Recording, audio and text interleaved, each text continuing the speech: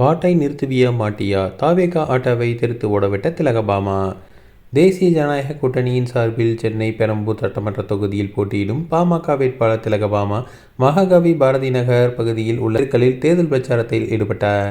அப்போது சரியாக 8 மணி அளவில் மகாகவி பாரதி நகர் பேருந்து நிறுத்தம் அருகே தனது பிரச்சார வாகனத்தில் நின்றவாறு பேசத் தொடங்கினார். அவர் பேச ஆரம்பித்து சில நிமிடங்களில் அவ்வழியாக தமிழக வெற்றி கழகத்தின் பிரச்சார ஆட்டோ ஒன்று அக்கட்சியின் பிரச்சார பாடலை ஒலிக்கவிட்டபடி கடந்து சென்றது. சரியாக 5 நிமிடங்களில் அந்த பிரச்சார ஆட்டோ மீண்டும் அவ்வழியே திரும்பி பிரச்சார பாடலை ஒலிக்கவிட்டபடி வந்தது. இந்த முறை பாடல் ஒலியின் அளவு சற்று கூடுதலாக இருந்தது. இதனை திலகபாமாவுடன் பிரச்சார வாகனத்தில் இருந்த கூட்டணி கட்சி நிர்வாகிகள் கவனித்து ஆட்டோவில் இருந்த தாவேகா தோட்டர்களை பார்த்து ஒலியை குறைக்கும்படி செய்தனர். ஆட்டோவில் இருந்தவர்கள் அதனை கண்டுகொள்ளவில்லை.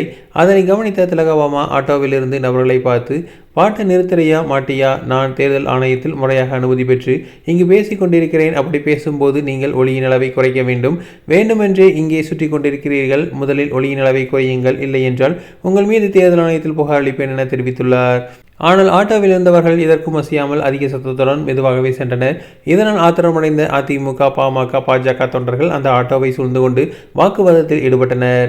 இதனால் தாவேகாவினர் ஆட்டோவை வேகமாக இயக்கி அங்கிருந்து ஓட்டம் பிடித்தனர். இப்படி பயந்து ஓடுகிறவர்கள் நமக்கு தேவைதானா என அங்கிருந்த பொதுமக்களை பார்த்து திலகபாமா கேள்வி எழுப்பினார்.